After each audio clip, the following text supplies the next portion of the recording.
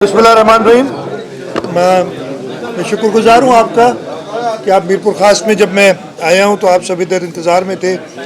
मैं आज वैसे तो आज मेरा ये 27वां ज़िला है जब से ये फ्लड शुरू हुए हैं। 30 ज़िले हैं सिंध में और ये 27वें ज़िले में आज पहुँचा हूँ। आज सुबह से मैंने पहले प्राइम मिनिस्टर के साथ था, ठट्टा और सिजावल के एरियल व्यू भी लिया और सिजावल में हम शाह बंदर में जाके बिल्कुल समंदर के साथ एक गांव था, उधर हमने विज़िट किया था कैंप का। और उसके बाद मैं उमरकोट और अभी मीरपुर ख़ास पहुंचा हूं। सूरत हाल फ्लड्स की आप तो अपनी आंखों से देख रहे हैं, लेकिन मैंने पूरा सिंध देखा है। कोई एक जगह ऐसी नहीं है जिसे हम कह सकते हैं कि पानी ने नुकसान नहीं किया हो। 2010 का फ्लड सिर्फ लेफ्ट बैंक तक था, राइट बैंक पे था। 2011 का फ्लड लेफ्ट बैंक में था, लेकिन ये फ्लड जो है इसने पूरे सिंध को अपनी लपेट में लिया है, सब के सब। और कराची से लेके कश्मीर तक हर जगह हमें बहुत शदीद नुकसान हुआ और लोग बहुत तकलीफ़ में हैं। मैंने जैसे आपको बताया कि 27 ज़िले में अभी तक घूम चुका हूँ और बारिश की क्वांटम इससे अंदाज़ा लगाएं कि हमें तकरीबन 1007 मिलीमीटर, ये आज से 2 दिन पुरानी खबर है, ये जो डेटा है परसों तक की, 1007 मिलीमीटर बारिश हुई है एवरेज पूरे सिंध में।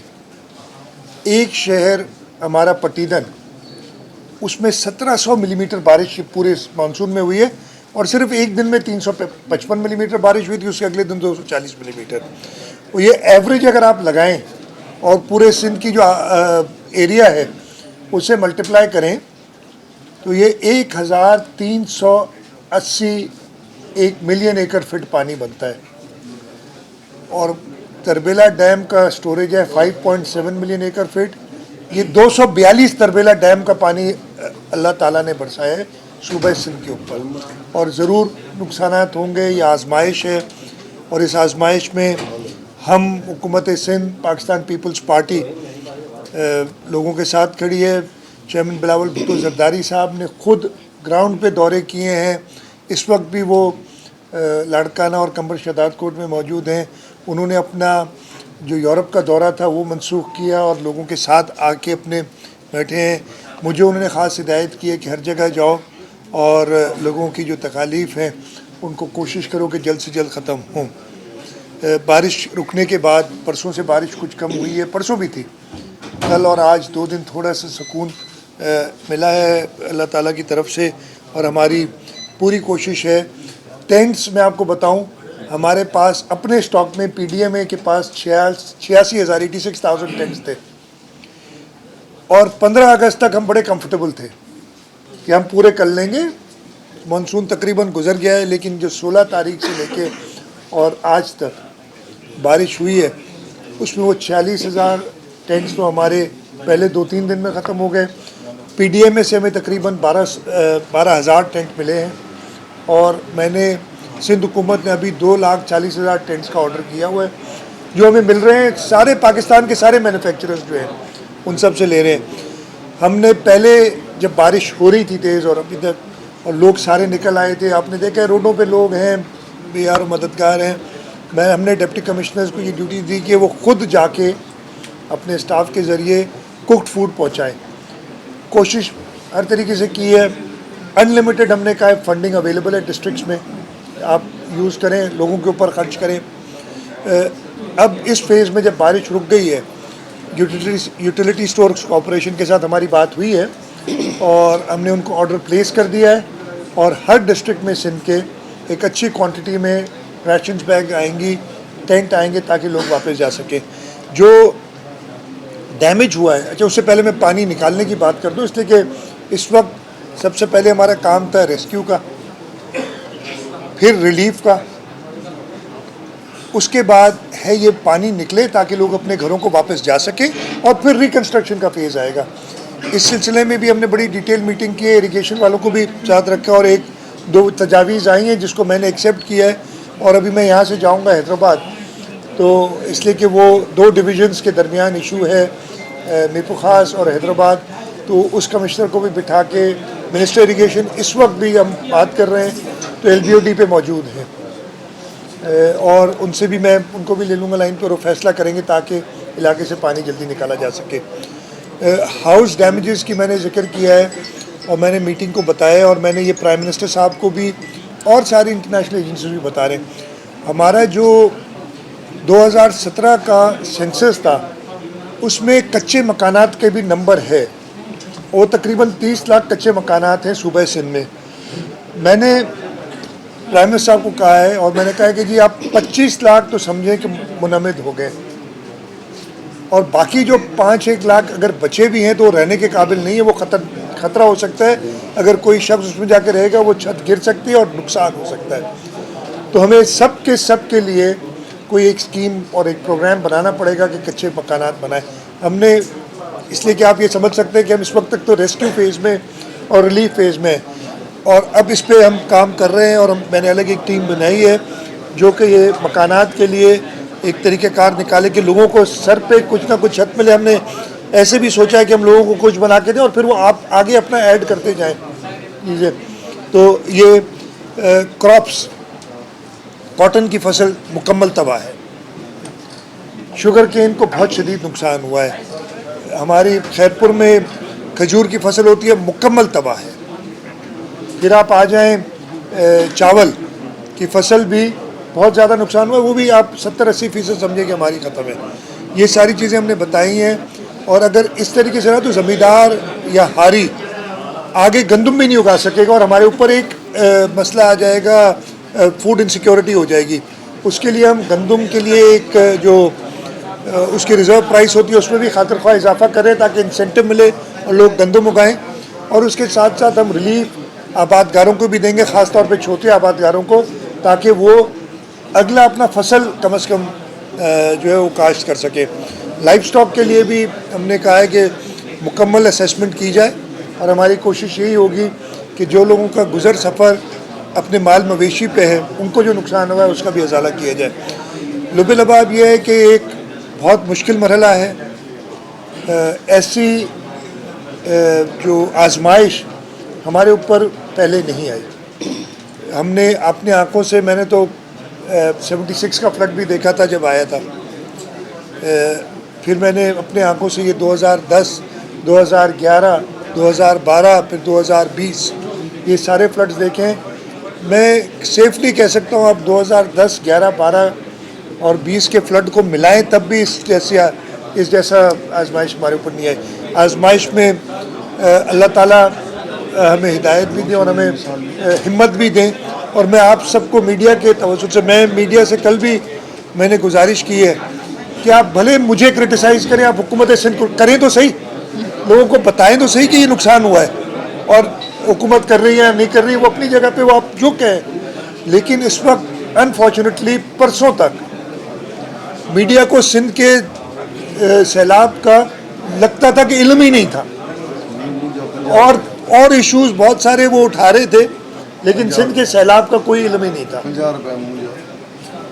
तो मैं आपसे यही कहूँगा कि भले क्रिटिसाइज़ करें, आप निशानदेही करें, मैं आप जो कहते दुरुस्त कहते, लेकिन चले आप 10 में से 2 बातें भी दुरुस्त करेंगे तो वो भी मुझे एड्रेस करनी है, लेकिन आप वो 8 गलत बातें करके मेरी अटेंशन इधर उधर डाइवर्ट ना कर दें। आपसे यही रिक्वेस्ट होगी कि सही बात करें, मीडिया पे वो चीज़ लाएं जिससे इस वक्त आवाम का फ़ायदा हो सके। और मैंने फिर से कहा, आप हुकूमत को क्रिटिसाइज़ करें, मुझे क्रिटिसाइज़ करें, बताएं कि यहाँ मसला है। हर जगह मैं पहुँच नहीं सकता, आपकी ये कैमरा की आंखें मेरे से ये करोड़ों आंखें बन जाती हैं हमारी, तो आप इसके साथ सही रिपोर्टिंग करें, नुकसानात का बताएं ताकि दुनिया को पता चले। सिंध हुकूमत की कोशिश चेयरमैन बिलावल भुट्टो जरदारी साहब की क़यादत में, सदर आसिफ अली जरदारी साहब की क़यादत में यही है कि हम जल्द से जल्द लोगों को इस मुश्किल वक्त में इस आजमाइश से निजात दिलाएं। माँ बताएं तो 2011 की माँ विसरी तो यार तमाम कमज़ोर है, हिकिड़ो सवाल कयो। 2011 की आपने बड़ी अच्छी बात की। 2011 में जब लेफ्ट बैंक के फ्लड आया था उसके बाद एक स्टडी पूरी की थी, और इस 2011 की स्टडी की उस वक्त जो कीमत जो लागत लगी थी 45 अरब रुपए थी। हमारे पास वो स्पेस नहीं थी, हमने छोटे छोटे काम कराए और काम हुए भी हैं। 45 अरब की गुंजाइश हमारे पास उस वक्त नहीं थी कि एक साथ खर्च करें। फिर 2020 में दोबारा मैं इधर आपके पास भी आया था, मीरपुर खास मैंने काफ़ी 2-3 चक्कर लगाए थे, इसलिए कि उस वक्त सिर्फ 4-5 डिस्ट्रिक्ट में ज़्यादा टाइम दे सक रहा था। बिलावल साहब इधर खुद आए थे, चेयरमैन साहब। तब भी ये बात हुई, उस वक्त मैंने उसको रिवाइज़ कराया और उसमें और चीज़ें भी ऐड कराई कि जो रह गई थी वो सारी 125 अरब के करीब, मुझे एग्जैक्ट नंबर याद नहीं, कॉस्ट बन रही थी। हम गए वफाक के पास, हम गए सुप्रीम कोर्ट में, हमने कहा कि एक बड़ा अमाउंट जो सिंध के लोगों का है वो अवेलेबल है सुप्रीम कोर्ट के पास 460 अरब रुपए, और उसमें कहा कि हम मेजॉरिटी 60% कराची में खर्च करेंगे, बाकी 40% बकिया सिंध में हम खर्च करें। इसलिए कराची के हवाले से वो पैसे थे और मलीर में ख़ास तौर पे। और उसके लिए एक ही प्रोजेक्ट मैंने राइटिंग में सजेस्ट किया था कि ये लेफ़्ट बैंक पे ड्रेनेज बनाए। अनफॉर्चुनेटली ना वफाक ने हमारी मदद की, ना सुप्रीम कोर्ट रिसेप्टिव था। मैं अब दोबारा उनके पास जाऊंगा और उन्हें बताऊंगा कि कितना नुकसान हुआ है। लेकिन मैं ये हैविंग सेड दैट, मैं एक चीज़ आपको सिर्फ बता दूं कि आप इधर तो कहते हैं ना ड्रेनेज प्रॉपर नहीं है, जहाँ पे ड्रेनेज है भी, इस बारिश की और इस आजमाइश की ड्रेनेज हम नहीं बना सकेंगे। अब क्लाइमेट चेंज जो आ रहा है, हमने करना क्या पड़ेगा, हम सब इधर बैठे, मैं खुलेआम बात करता हूँ, हम समझे थे कि इस मुल्क में अब बारिशें होंगी नहीं। हमारे जो नेचुरल वाटरवेज थे, जो धोरा जे के ऊँधा आता जा, उस पर मैंने कब्जा किया, आपने कब्जा किया, जाके बैठ के लगता है बारिश नहीं होगी, आबादियाँ शुरू कर दी।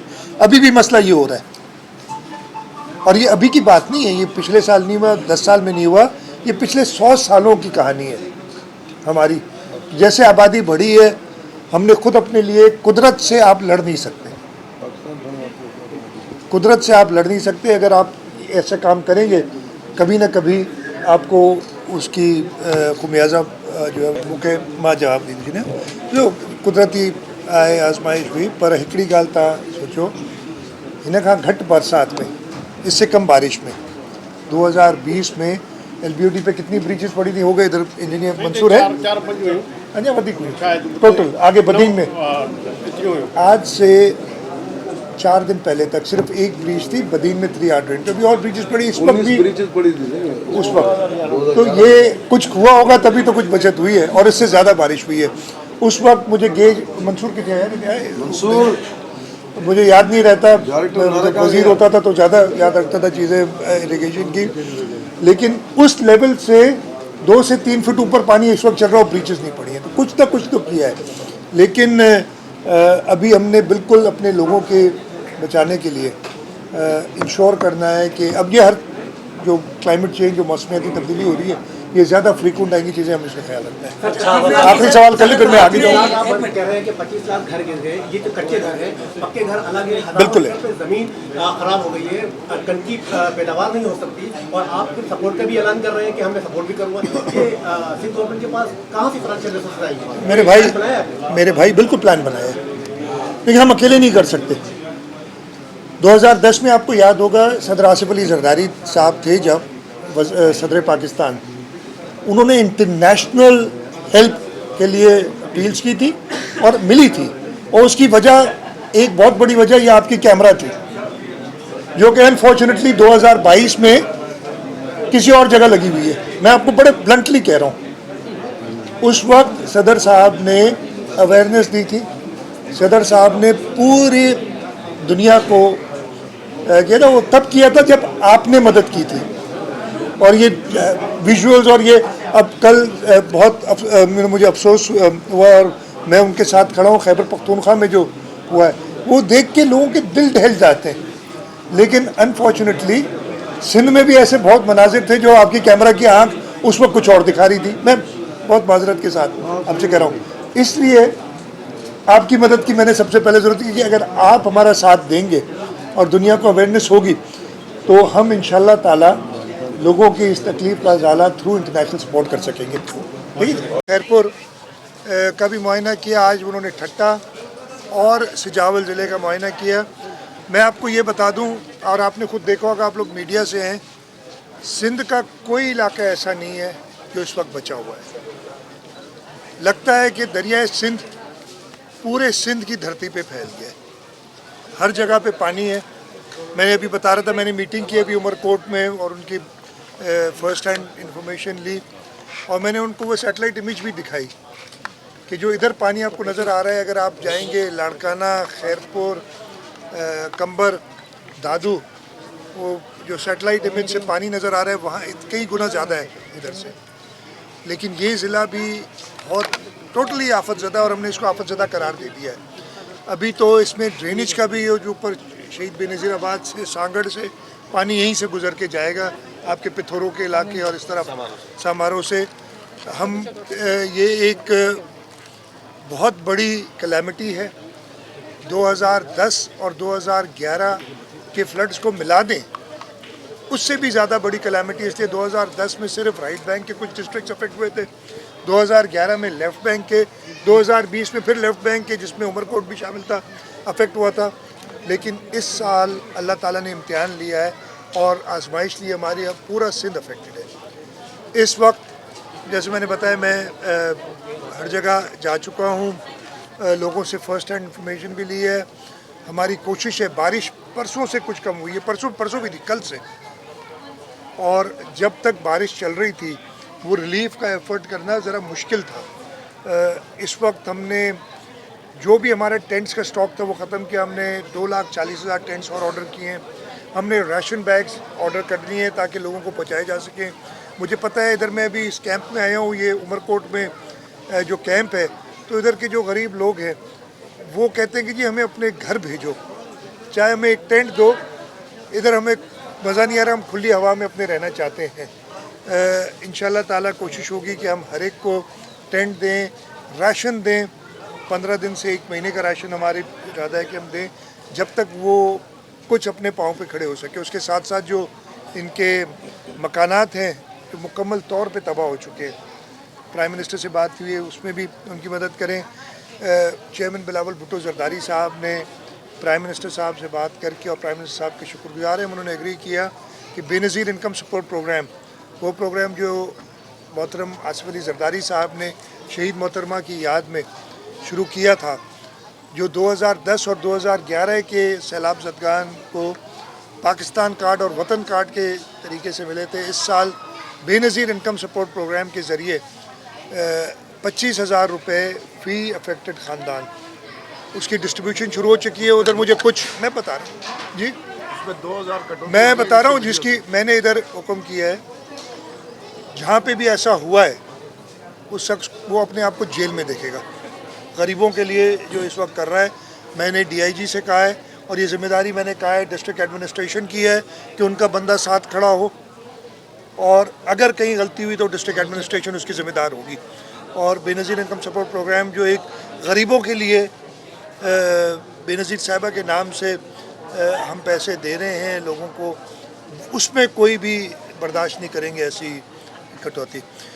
तो मैं आपको ये बताऊं कि क्रेडिट शॉर्ट के पूरे सिंध में बहुत ख़राब सूरत हाल है।